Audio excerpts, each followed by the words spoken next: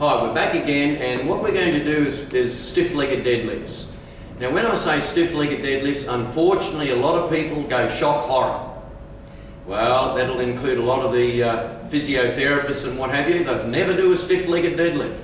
And yet I've solved well over 200 cases of very crook back problems with doing stiff-legged deadlifts. Now, the warning sign for stiff-legged deadlifts is you do not do a heavy weight. Because the reason is, when I bend forward, the spine has a flexion motion like this. You imagine this is your vertebrae, intervertebral disc like this, and I'm bending forward, the spine actually moves forward like that. See? Now, there's nerve endings coming out of the spine like this. Now, if that moves any side of there, you may have a nerve impingement. Now, I'm not saying use stiff-legged deadlifts with heavy weights. We're not doing that.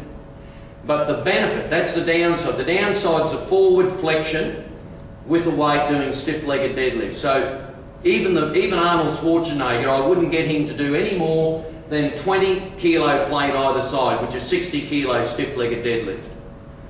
For myself, as a former Queensland middleweight with the Olympic weightlifting, I herniated my disc on about L3 doing 5 Olympic plates either side with deadlifts.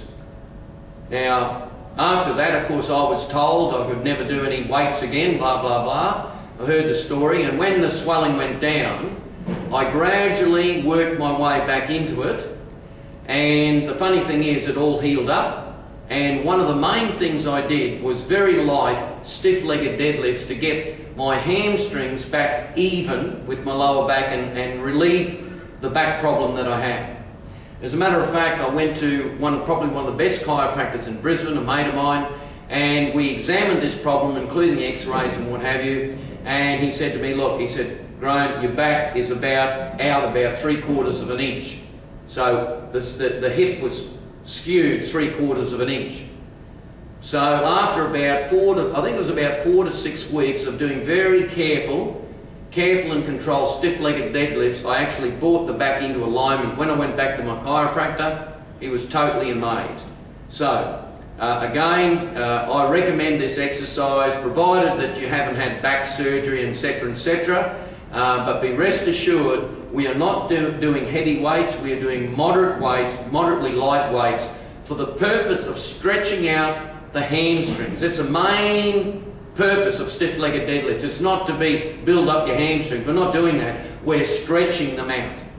And then, as a result of that, the hamstrings actually hang on to the lower part of the hip girdle.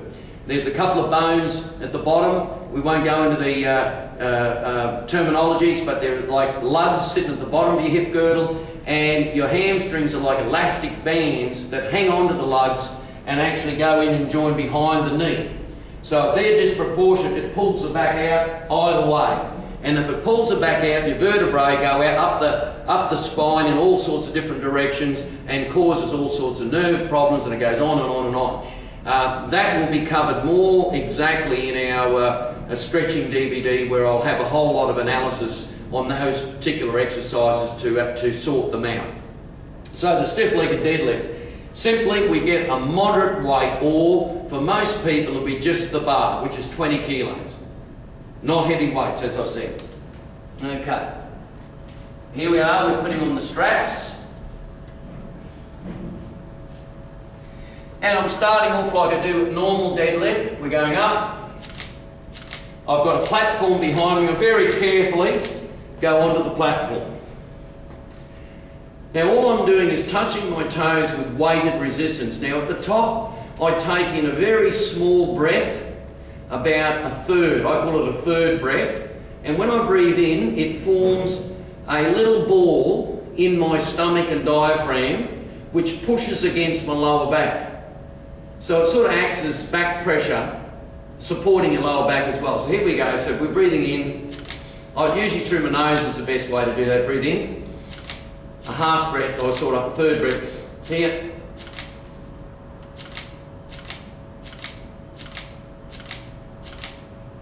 And up. Breathing out. When I do that, I should be looking forward as long as I can. So looking forward, I breathe in a little bit.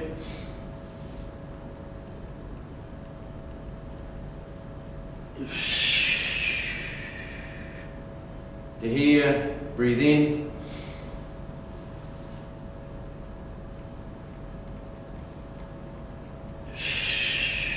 Notice I don't stop at the bottom. I keep an even tension like a big rubber band. I'm breathing in and just like I'm touching and coming back up again. So I'll do it again. Breathe in a third breath.